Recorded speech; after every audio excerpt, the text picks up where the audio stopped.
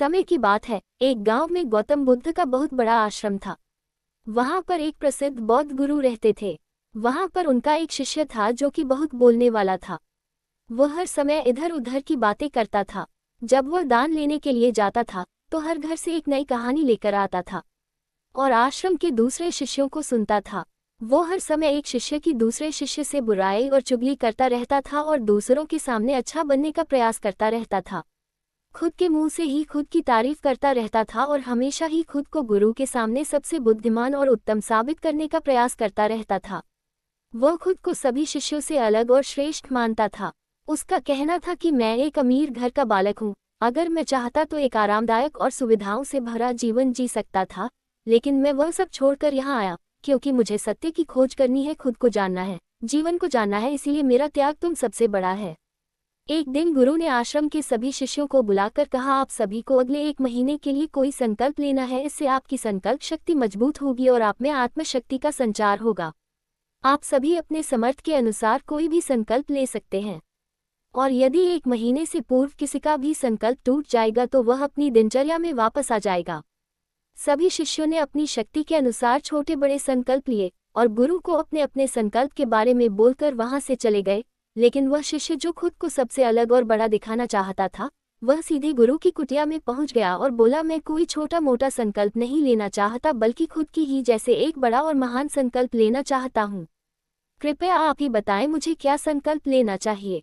उसकी यह बात सुनकर गुरु मुस्कुराए और बोले, क्या तुम मेरे द्वारा दिए गए संकल्प को पूरा कर पाओगे? क्या तुम्हारे लिए उसे पूरा करना संभव होगा?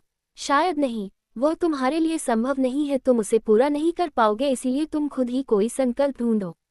मौन रहने के फायदे। Gautam Buddha story in Hindi. शिष्य ने कहा, नहीं गुरुदेव, आप जो भी संकल्प मुझे देंगे मैं उसे पूरा करूंगा। गुरु ने कहा, ठीक है, तो तुम अगले 1 महीने तक चुप रहो, मुंह से एक शब्द भी नहीं निकलो, यही तुम्हारा संकल्प है। शिष्य ने कहा, गुरुदेव, ये भी कोई संकल्प है? ये तो बहुत ही आसान है, 1 महीने तक चुप ही रहना है। आप कोई बड़ा संकल्प दीजिए जो मेरी योग्यता के लायक हो, जिसे पूरा करने में मुझे समस्या हो। गुरु ने कहा, पहले तुम यही संकल्प को तो पूरा करके दिखाओ। Gautam Buddha story in Hindi.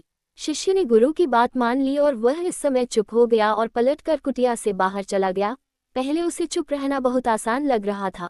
उसने एक दिन तो जैसे तैसे चुप रहकर काट लिया, लेकिन दूसरे दिन से उसके मन में ना बोलने का बोझ बढ़ने लगा।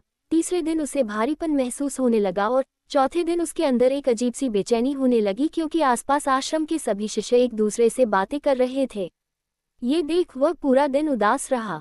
इसी तरीके से कुछ दिन और बीते और वह शिष्य बीमार पड़ गया। उसका सर फटा जा रहा था, उसका खाने पीने तक का मन नहीं कर रहा था, वह सिर्फ बोलना चाहता था। वह गुरु के पास गया और उनके सामने बैठकर लिखकर उन्हें बताया, गुरुदेव, मैं बोलना चाहता हूँ, मुझे सांस नहीं आ रही, मेरा दम घुटा जा रहा है, मैं अंदर ही अंदर पागल हुआ जा रहा हूँ, मैं क्या करूँ, संकल्प तोड़ दूं क्या? ये पढ़कर गुरु मुस्कुराए और बोले, संकल्प तोड़ने के लिए ही होते हैं, लेकिन जो अपने संकल्प को पूरा कर लेता है वही अपनी आंतरिक शक्ति को बढ़ाता है, और जो अपनी आंतरिक शक्ति को बढ़ाता है वह समाज की कल्याण करता है। संकल्प का लेना भी तुम्हारे हाथ में था और इसे तोड़ना भी तुम्हारे ही हाथ में है। तुम्हारे बहुत से भाई अपने संकल्प को तोड़कर अपनी पुरानी दिनचर्या पर वापस आ चुके हैं। अगर तुमसे नहीं हो पा रहा तो तुम भी संकल्प तोड़कर अपनी पुरानी दिनचर्या पर वापस जा सकते हो। लेकिन याद रहे, अगर आज तुम इस छोटे से संकल्प को नहीं संभाल पा रहे तो तुम अपनी बाकी की पूरी जिंदगी को कैसे संभाल सकोगे? बाकी फैसला पूरी तरह से तुम्हारे हाथों में है। गुरु की यह बात उस शिष्य के दिल में चोट कर गई। वह बिना कुछ बोले वहां से वापस चला गया और खुद को अपनी कुटिया में बंद कर लिया। वह केवल अपने जरूरी कामों के लिए ही कुटिया से बाहर निकलता था, बाकी सारे समय कुटिया के अंदर ही बैठा रहता। 15 दिन बीत चुके थे और आश्रम के लगभग सभी शिष्यों का संकल्प अब तक टूट चुका था, लेकिन उसका संकल्प अभी भी जारी था। संकल्प लेने के बाद से अब तक उसने एक शब्द भी नहीं बोला था। सारा आश्रम हैरान था कि इतना बोलने वाला इंसान चुप कैसे हो गया। 15 दिन बीतने के बाद वह दोबारा अपने गुरु के पास गया और लिखकर बताया है, गुरुदेव, मैं बाहर से तो चुप हूँ, लेकिन मेरे भीतर बहुत सी आवाज है, बहुत सी चीज, पुकार और शिकायतें हैं। मैं अंदर ही अंदर बात करता रहता हूँ, मेरा मन तरह तरह के प्रश्न पूछता रहता है।